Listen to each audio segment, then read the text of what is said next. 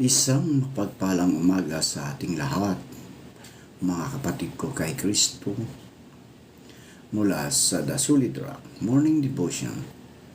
Isang kagalakan na muli tayo ay makapagnilay-nilay sa salita ng Panginoon sa umagang ito. Mga ilang minutong pagninilay-nilay ng mga salita ng Panginoon upang papurihan at sambahin ang ating Panginoong Hesukristo. Ang ating pagninilayan ngayong umaga ito ay pagkain ng ating mga kaluluwa sa bawat umaga na ang Panginoon ay lagi nating kasama saan mang dako tayo pumaroon. Ang ating pagninilayan ay matatagpuan sa mga awit. Kabanata 33, talatang 12. Ito ang sinasabi: mapalad ang bansang ang Diyos ay ang Panginoon. Pinagpala na po tayo sa pagkabasa at pagkarinig ng kaniyang mga salita. Tayo po ay manalangin. Aming Diyos at Amang makapangyarihan sa lahat, sa iyong mga kamay, itinataas namin ang aming bansa, ang Pilipinas. Salamat sa biyaya ng kalayaan, kalikasan, at pagkakaisa na patuloy mong ipinagkaloob. Patawarin mo po kami bilang isang bansa sa mga panahon na kami naging makasarili sa katiwalian, kasinungalingan at kawalan ng paggalang sa batas at katarungan. Linisin mo po ang aming mga puso bilang sambayan. Inaamin namin, Panginoon, na kailangan ka ng Pilipinas. Ika'y aming tanging pag-asa at tanging tunay na pinuno. Pagpalain mo ang aming mga pinuno, O Diyos, mula sa pinakamataas hanggang sa pinakamababa, O Diyos. Bigyan mo sila ng karunungan, tapang at puso para sa bayan. Iwaksin mo ang kasakiman at palitan ng malasakit, katapangan at kabanalan. Pagkaisahin mo ang sambahayang Pilipino. Alisin mo ang puot, discrimination at pagkakahiwa-hiwalay. Ituro mo sa amin ang tunay na diwa ng bayanihan, ang magmahal, tumulong at makinig sa isa't isa. Iligtas mo po ang aming bansa sa mga sakuna, sa mga bagyo, lindol, sakit at kaguluhan. Protektahan mo ang aming mga kababayan, lalo na ang mga mahihirap, mga inaapi at nasa laylayan ng lipunan.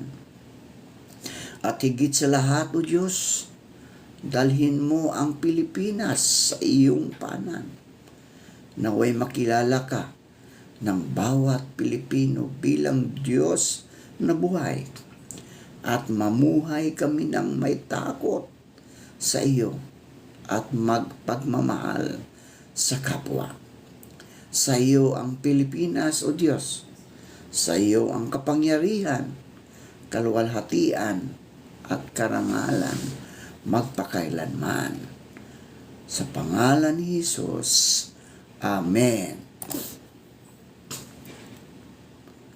Mapalad ang bansang ang Diyos ay ang Panginoon. Ang pagiging mapalad, mga kaibigan, ay higit sa pagiging matagumpay o masagana. Ang tunay na pagpapala ay nagmumula hindi sa kayamanan o sa kapangyarihan, kundi sa pagkilala sa Diyos bilang Panginoon, bilang sentro, tagapamahala at gabay ng bansa. Ang isang bansang kinikilala ang Diyos sa kanyang mga batas, desisyon, at pamumuno ay pinagpapala. Hindi lamang sa mga material na bagay, kundi sa kapayapaan, pagkakaisa, at katuwiran.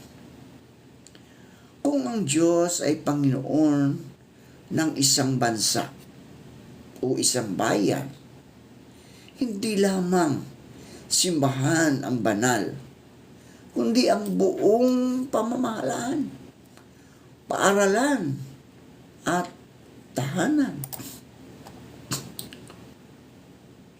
Yaong mga taong kanyang itinangi upang maging kanyang sariling bayan, may espesyal na pagkakakilanlan ang mga taong pinili ng Diyos.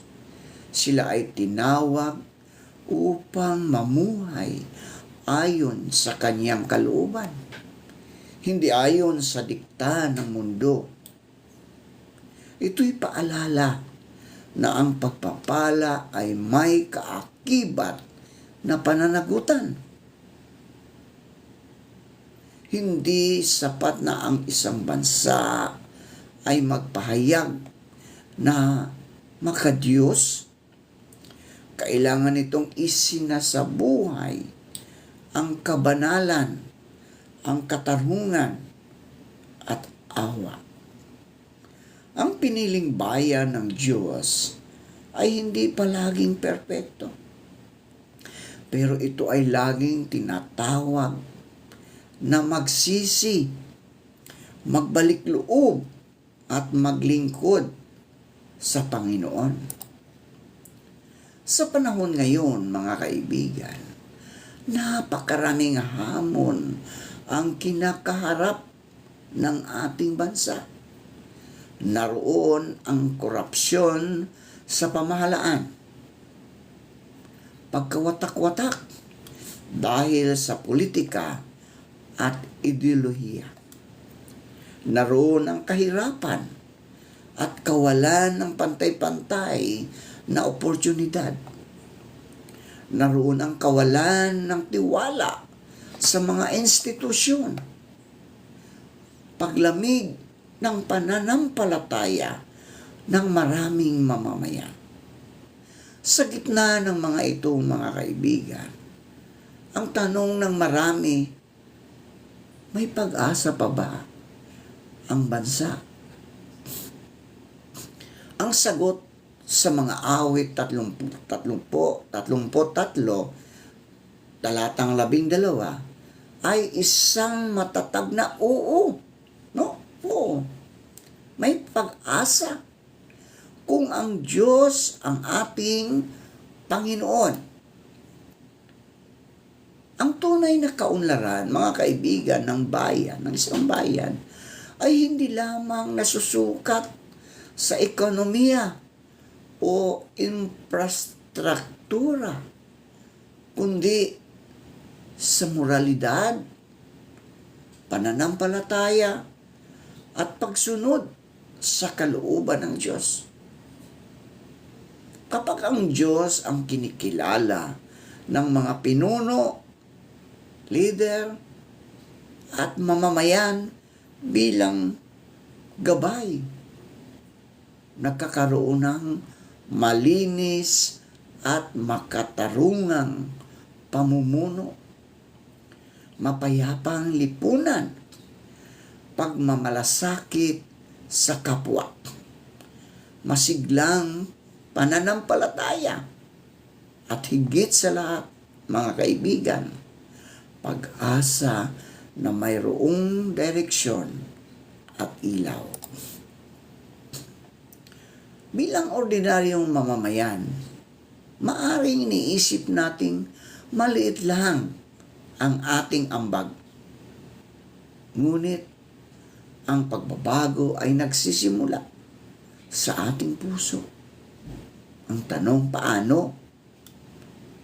Paano ipamuhay ang pananampalataya sa araw-araw?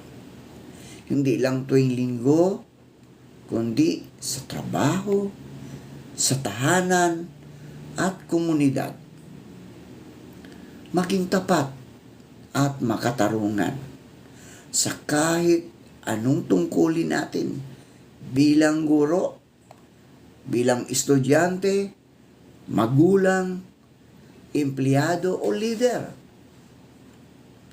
Ipagdasal ang bansa at ang mga namumuno. Hindi lang puro batikos, kundi taimtim na panalangin para sa kanilang puso at direksyon. Ituro sa susunod na henerasyon ang takot sa Diyos. Ang kabataan ngayon ang magiging leader bukas. Manalangin tayo. Panginoon, Ikaw ang aming Diyos. Sa gitna ng kaguluhan at kawalan ng katarungan, Ikaw ang aming pag-asa. Patawarin mo kami sa mga panahon na hindi ka namin kinilala. Naway ang aming bansa ay maging tunay na pinagpala sa pamagitan ng iyong presensya. Baguhin mo ang aming mga puso at gamitin mo kami upang ang liwanag ay magniningning sa aming bansa. Pagpalain mo, O Diyos, ang lahat ng nakikinig at sumusunod sa iyong mga salita. Ilayo mo sila sa anumang kapahamakan.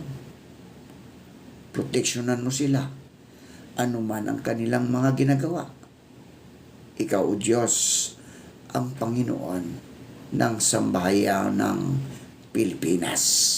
Sa pangalan ng Ama at ng Anak at ng Banal na Espiritu Santo. Amen.